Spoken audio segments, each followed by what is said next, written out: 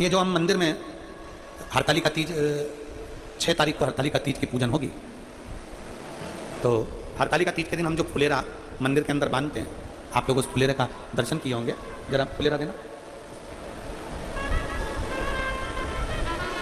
जिस फुलेरा का हम लोग मंदिर में, और जहां पर हरतालिका तीज का त्यौहार नहीं मनाया जाता हो, हम उनसे भी कहेंगे कि आपके नज़दीक में अगर कोई शिवालय हो, आपके नज़दीक में अगर कोई शंकर का मंदिर हो और आपको बाबा ने अगर सामर्थ्यवान बनाया है, तो प्रयास करना कि एक फुलेरा उस मंदिर में आप अपनी ओर से भी बनवा सकते हैं। इसकी माला ऐसा पूर्ण मालाएं चारों तरफ इसमें बंदी होती है फुलेरा के अंदर। ये भगवान शंकर के ऊपर लगाया जाता है। शिव महापुराण की कथा कहती है, भगवान देवादिदेव महादेव का चरित्र कथा है, शिव तत्व कथा है कि मनुष्य की देह में, मानव के शरीर में अगर मान लो अनायास अचानक, शिवपुराण कहती है कि कई स्थान ऐसे हैं जहां पर व्यक्ति से पाप कर्म होता है। झाड़ू लगाते समय छोटे छोटे जीव मर जाते हैं, उसका पाप माथे चढ़ जाता है। अग्नि जलाते समय पतंगे जल जाते हैं, उसका पाप माथे चढ़ जाता है। कपड़े धोना, बर्तन धोते समय छोटे छोटे जीव मर जाते हैं, उसका पाप माथे चढ़ जाता है।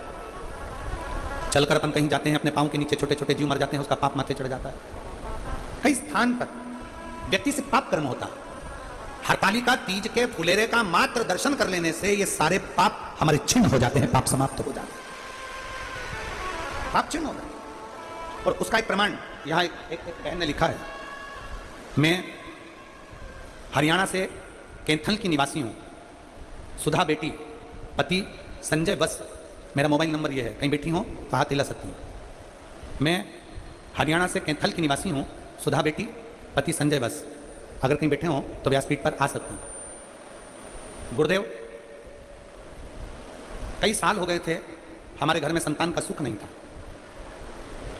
परिवार के लोग इतना शब्द कहते थे, इतना अपशब्द कहते थे कि मैं बांझ हूं और मेरे घर संतान नहीं। 2-4 साल तक तो इंतजार करा, 5 साल, 6 साल, 7 साल, 8 साल, 9 साल, 10 साल, 11 साल, 12 साल, 13 साल, 14 साल, 15, 16, 17, 18, 19, 20, 21 साल तक संतान के लिए इंतजार करा। 21 साल तक मेरे घर में औलाद नहीं हुई। और जब 21 साल औलाद नहीं हुई, तब हमारे नज़दीक में 5 घर छोड़कर एक माताजी रहती हैं जो सिलाई का काम करती हैं।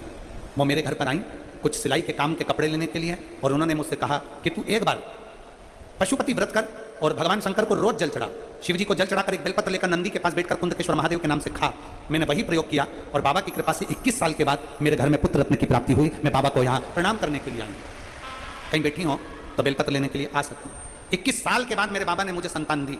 ये हमारा एक विश्वास, हमारी एक दृढ़ता, शिव के प्रति हमारा एक अटूट प्रेम यहाँ दर्शन। और मेरे बाबा दया करना, मैं तेरे भरोसे हूँ, भोले बाबा।